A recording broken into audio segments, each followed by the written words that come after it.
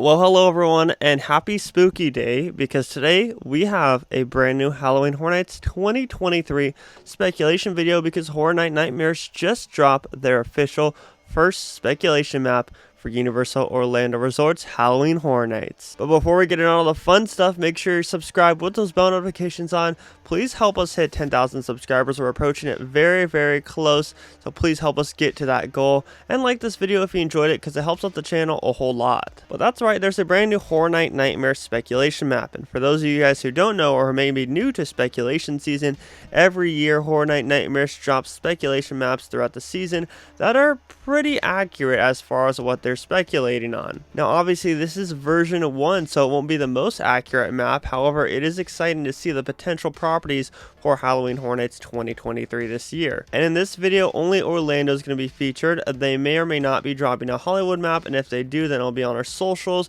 But as of right now, we're just talking about the Orlando speculated map. There's lots of exciting things in here, different properties, different originals. So with that being said, let's jump right into it. Of course, we already have the confirmed Chucky that was announced on closing night of Halloween Horror Nights 2022.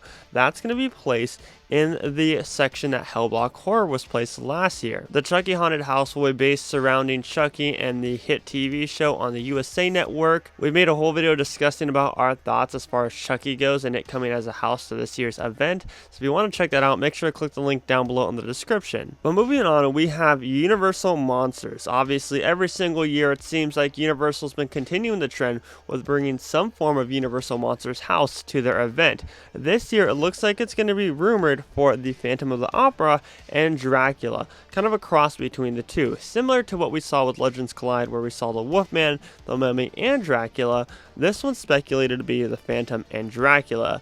I'm not too sure how this is going to work out. Now, every year I say I'm not too sure how they're going to work out as far as the Universal Monsters houses go, but then Universal Creative gets really creative with it, and they bring it to life. I actually quite enjoyed Legends Collide last year, a little bit more than I did in Hollywood, which some people in the early run of Universal Monsters in Orlando didn't enjoy the house, but I thought it was such a phenomenal house. I can see where they leaned a little bit too much into Mummy compared to where they said it was going to be more of a Legends Collide thing. It seemed like it's just a Mummy standalone house, but still the sets were impressive, the scares were really good and creative, and overall I think that was such a fun house. So I don't think they'll drop the ball with the Universal Monsters Phantom / Dracula. That's rumored to be located at where Spirits of the Coven was last year. But we move on to a property that was actually speculated or on one of the speculation maps for last year's event, which is The Last of Us, based on the HBO series, as I'm assuming what it would be based on. I don't think they'd base it on the game. Obviously, the series is based around the game, but I think this would be more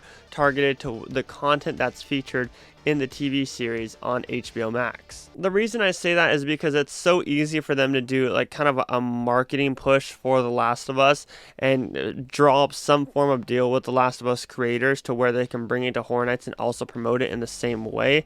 I think that The Last of Us house would be a great house. I don't see why this would fail at all. I mean, you kind of got that post-apocalyptic vibe to it, so I don't see why it'd fail. I'd love to see The Last of Us. I know it's one of those properties that has been demanded for the past couple years or so, just basing around the game, and now that there's a TV series, there's so much more creativity and content that they can work with. This house is rumored to be located at where Halloween was actually placed last year. Moving on to, if this stays true, my most anticipated house of the year, which is Krampus. Krampus is making his grand return, and no, not based around the movie. Instead, it says on here a Krampus original, which honestly gets me a little bit more excited.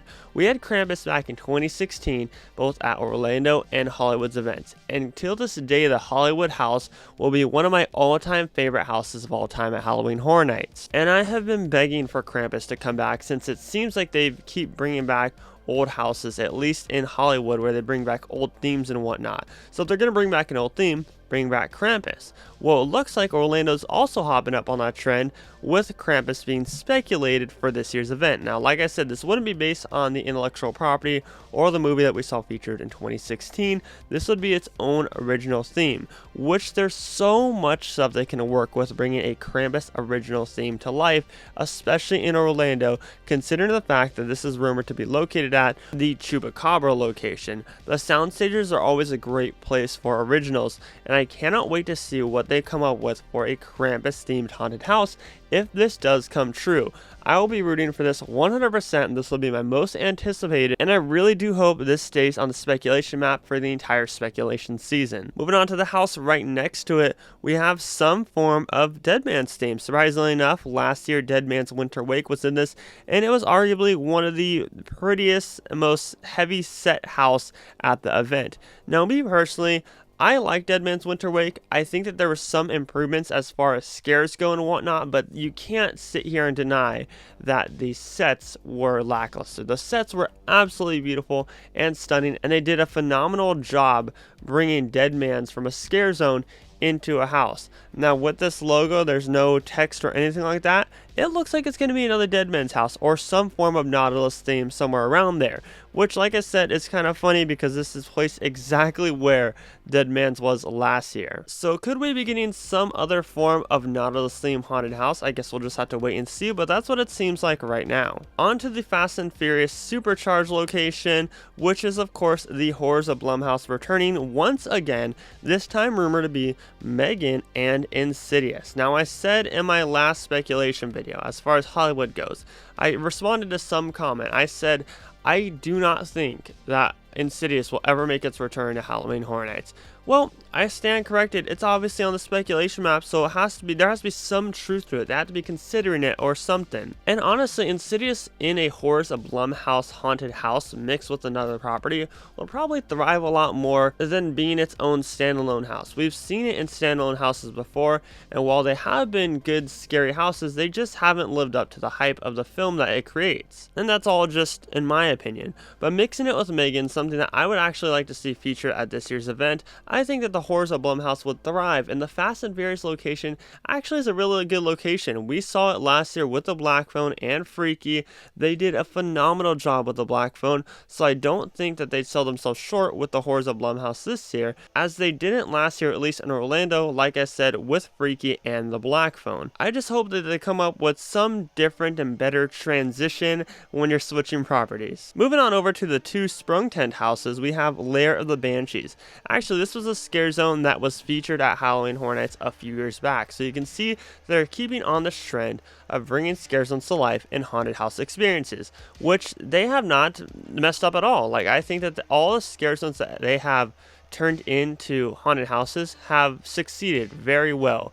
You obviously had Dead Man's, which was a scare zone, turned into a house, and then over in Hollywood you had Holidays in Hell, which was a scare zone that turned into a house. Both very strong houses. Now, I don't think that there would be any issue with taking Lair of the Banshees from a scare zone idea into a haunted house idea.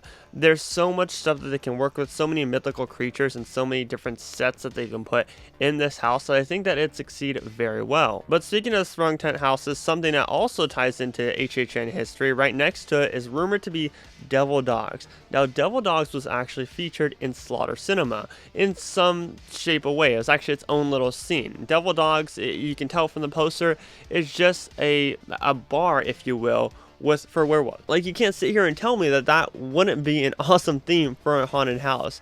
So they're still trying to tie in different stuff that has been featured at HHN before and bringing it into its full scale experience. Now, I know lots of hype will surround Devil Dogs, especially for those who have been going for quite some time and have been begging Slaughter Cinema to be featured once again at Halloween Horror Nights. So I think that taking Devil Dogs out of Slaughter Cinema and making it to its own little thing would work so well, especially with the fans. And I think that Devil Dogs is just like a werewolf biker gang would fit perfectly for a theme. And we have two new locations this year, and that's because Kid Zone is currently getting demolished. Now, when I say new locations, I mean new entryways.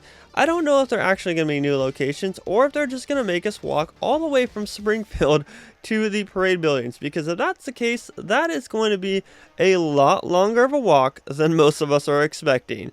I hope that's not the case. I hope they have different buildings behind that, or they put up some sprung tents. For those of y'all who go to Universal Orlando more frequently, you may be able to tell me exactly where that's going to be at. But as of right now, these are two new locations, and one of the properties rumored for this location has no logo, or it does have a logo, it just has no text or anything. Actually, both of them do. We have a guitar with a lightning bolt. Now, this could mean anything, but this will most likely be the music property this year.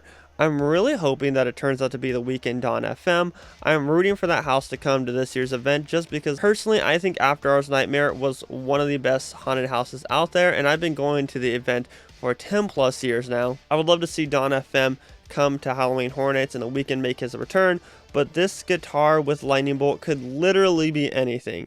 It could be any form of music base, it can be any form of band out there. We don't know. It could just be its own original idea and not actually surrounding any band or musical artist at all. But I do think just with the guitar there that this will be the music haunted house for this year's event. And diving into our last house that we have speculated on this map, it looks like there's some Japanese characters right there. And this has been confirmed with Horror Night Nightmares thanks to my good old buddy Adrian over at Lost TV's video that this is going to be a Japanese creatures haunted house. Whatever Japanese creatures may be on there, could it be stuff like Godzilla or other mythical creatures like that, or could it be something that they're creating on their own? I think Japanese creatures theme for a haunted house will work so well. Now, if you're working with Japanese creatures here, it's a lot different. There's a lot more of a fear factor to it. I'm actually quite intrigued to see what this turns out to be because I think that there's a lot there that they can work with and a lot that they can build on, and so much like history and Easter eggs in there that they can sneak in that may lead to other haunted houses and scare zones in the future at Halloween Horror Nights in Orlando. But with that being said, I want to know down below in the comment section what you guys are most excited for on this map. Like, is it the Japanese creatures one? Are you excited to see all these different ones develop and see what they change to be? Now, like I said before, this is version 1 of the speculation map, so you can definitely expect it to change once version 2 comes out. But let me know down in the comment section what you're most excited for as far as version 1 goes down below. My name is Scott and you've been watching Exploring Attractions. Please subscribe down below with those bell notifications on and help us reach our 10,000 subscriber goal. And please like this video if you did enjoy it because it helps out the channel a whole lot. Positivity is key, and most importantly, remember to keep exploring. Peace out, everybody.